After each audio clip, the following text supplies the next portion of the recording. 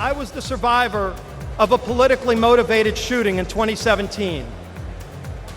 Not many know that while I was fighting for my life, Donald Trump was one of the first to come console my family at the hospital. Good evening, my friends. What an amazing crowd, and what a great time it is to unite our party and to send President Donald Trump back to the White House. That's what we're going to do.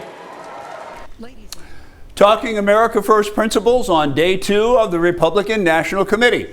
As you saw, Louisiana Representative Steve Scalise spoke on America's economy when Donald Trump was in the White House, and House Speaker Mike Johnson of Bossier touted his friendship of Donald Trump along with making America great again.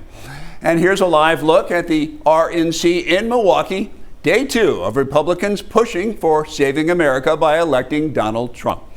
Good evening, everybody. Welcome to 3 News at 9. Appreciate you being with us. My name is Jeff Binefor. We'll be visiting with several delegates to the convention from the Shreveport area, but we begin with the day 2 wrap-up from Mary Alice Parks inside the convention hall in Milwaukee.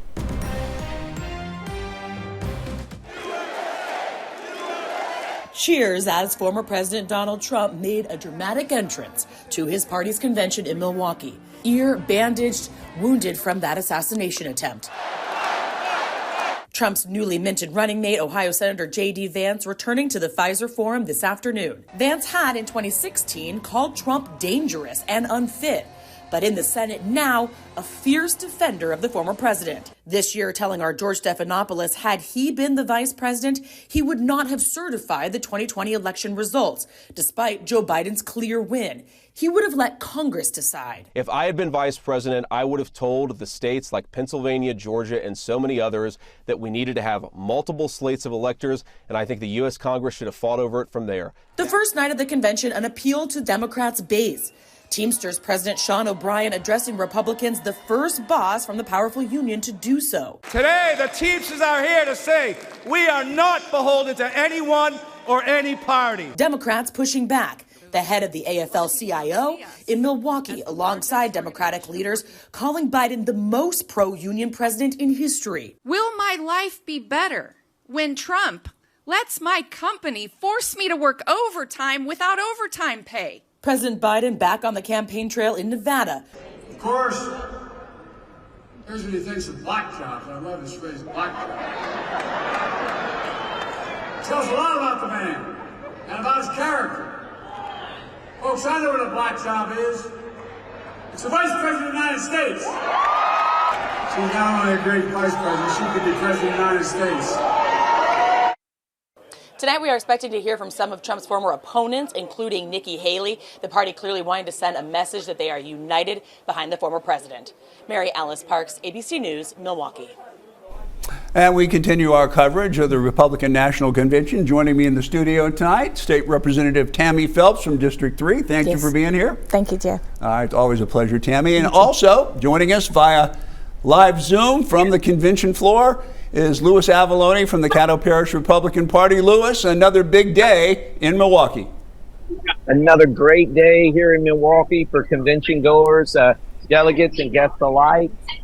Most remarkable for me was seeing Nikki Haley and Ron DeSantis on this stage tonight endorsing Donald Trump after what was a very contentious campaign to be the nominee for the Republican Party. And I think it really represents the unity now among the Republican Party and certainly we hope throughout the country. I got to tell you, I think I texted you when Mike Johnson and Steve Scalise came out to speak tonight.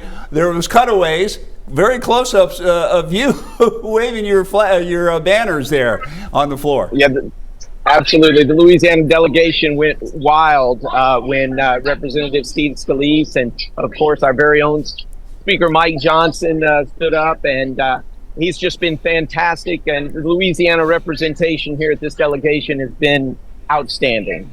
All right, stand by just for a minute, Louis. Let's speak with State Representative Tammy Phelps. Now, I know you come from across the aisle, but I just wanted to get your impression of the convention so far. Interesting. And I'm listening to the tone of the solidarity there, and everybody's on one accord. I like the idea of that, but where are we going with that? Okay. That's still what I would like to see. Yeah. There are comments made of there's the person follower. It's a different party of what we are used to seeing. So, do you feel like there's more? Are people after Saturday's events? Will people be more willing to tone the rhetoric down? Maybe. I definitely think that was a change of the narrative. You know, it's not the normal campaign anymore. Yeah. And truly the focus still should be on the issues at hand, not just because of this incident. And unfortunately, I'm listening and I'm thinking of all the school shootings, shootings in our areas, more guns are on the street. I would think that this would change some of the perspective, but unfortunately I don't think it has. You don't think so, huh? Doesn't Hopefully seem it to will, be. though. I hope it will. All right, let's go back out to Milwaukee and Louis Avallone. Louis, you still standing by? Sure. Yeah, absolutely. I know President Trump is already in his box there on the floor tonight. What was the reception as he came in? It was just remarkable. Again, the crowd went wild. And of course, the first family much of the first family is in the box with him as well. None other than Governor Jeff Landry as well. He is in the house, as well as Attorney General Liz Murrill. So big night here for folks from Louisiana. Very proud. Representative Phelps said, "Where do we go from here?" Well, tonight the theme is "Make America Safer Again," and so all of the speeches have been about returning this nation to a nation of laws and not of men, closing the border, stopping the fentanyl trafficking and human trafficking across that open southern border. 325,000 Americans have died because of fentanyl. So that's where we're going here. And certainly the delegates and their guests here are very excited. Thank you, Louis. Hold on just for a minute. Let's go back to Tammy. Tammy, we talked about making this a nation of laws again. Mm-hmm. And then you said you were kind of doubtful that might happen. Did he say laws and not men, or again? No, well, again, I think. Okay. I was actually trying to make a note of that. Yeah. Again, what do those laws mean? Yeah. Well, are we going back in time before representing everyone in the United States? That's concerning. Laws that will undo equality for all citizens. I don't know what Make America Great Again has meant for what the last 4 years ago. Well, he mentioned Governor Jeff Landry is there tonight. Yes. You certainly know him very well. And I wish it was a different situation, because just mentioning the name of Louisiana, of course, makes us all proud. And I'm glad they are there. We're just on, in different parties at this moment. Yeah. But again, I still would love to get to Louisiana issues and not national issues, and that seems to be where we are right now. Well, we'll have plenty of opportunity to get to those Louisiana issues. You know that. Yes. By the way, real quick, are we going to have a special session here later on in the fall? Unfortunately, Jeff, I heard last week that's on the horizon. It is on the horizon. All right, so we got a little scoop here tonight. And they'll just make us wait to the last moment, but we've had no pre-warning yet or pre-notice yet. Well, let me know as soon as you hear. Well, people in Baton Rouge know before we do. So. Right, of course. Let's go back one more time out to Milwaukee and Louis Avallone. And we're just about to wrap things up here, Louis, but we want to thank you very much for your for working with us tonight and being our correspondent at the Republican National Convention. It's my pleasure, Jeff. Thank you. All right. Thanks, Louis Avallone. I think we can get a good picture, a good shot, see some of the background there on the floor of the Fiserv Arena in Milwaukee. Tammy, Hi, thank Louis. you. I'm sure I heard you. Yeah. All right, Tammy, thanks for being here with us tonight. You. Much appreciated. Thank Much you. appreciated. All right, moving on. There are a couple more delegates to the RNC from Shreveport, and that includes State Treasurer John Fleming, a former congressman and deputy chief of staff in the Trump White House. We spoke with Fleming from the RNC floor about day two. Well, it's going fabulously well.